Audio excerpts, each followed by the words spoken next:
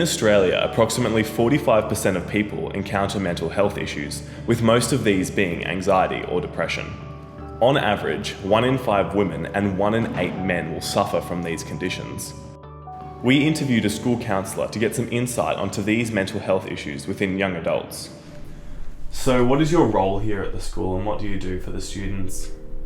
I'm a guidance counsellor. My role is quite varied, as it would be for this particular position in any school. My particular position here, I provide counselling and emotional support as my primary role within the school, and I also provide career education to years 7 through to year 12. Is depression and anxiety one of the main reasons that students come to you? It would be one of the primary reasons.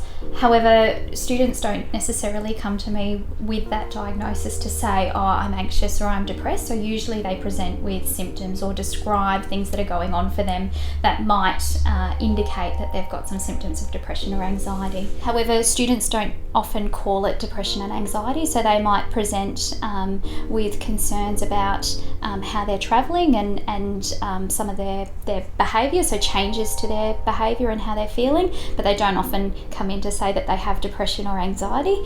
So we have a conversation around that, and that usually it might be early warning signs of depression or anxiety that we start identifying. After seeking advice from professionals, we put a call out to the young people in our area to see how they dealt with their mental illnesses. Yeah, anxiety and depression are really, in a word that, they're really isolating because people can't physically see, oh look, you've got a broken arm, let me not throw a ball at you, because they can't see what's going on, and so they can't, I guess, make adjustments or considerations for that if you don't explain it to them. And it's really hard, I guess, to explain what's going on. And because I had so many physical ailments as well, that excluded me from a lot of activities, and I couldn't go out, like I couldn't go on a train without having to jump off because I felt like I was going to pass out or throw up. So I became a hermit, and it was really lonely. What is depression and anxiety to you? It stopped me from being the extrovert person that I knew I was, and it made me do things and act a way that wasn't really me, and I felt very lost for quite a while when I was trying to figure it out. So to me it's just this absolute sort of hindrance on your life. What sort of things do you feel? Going through this, I was like, what is wrong with me? I was like, why do you feel like this? No, you're not depressed, and this isn't depressed. There's people like way worse off it within you, saying you're just being an idiot, get over it. And then got really bad one night, and I was out and I was drinking really heavily, and I ended up on the Story Bridge, and I was standing there.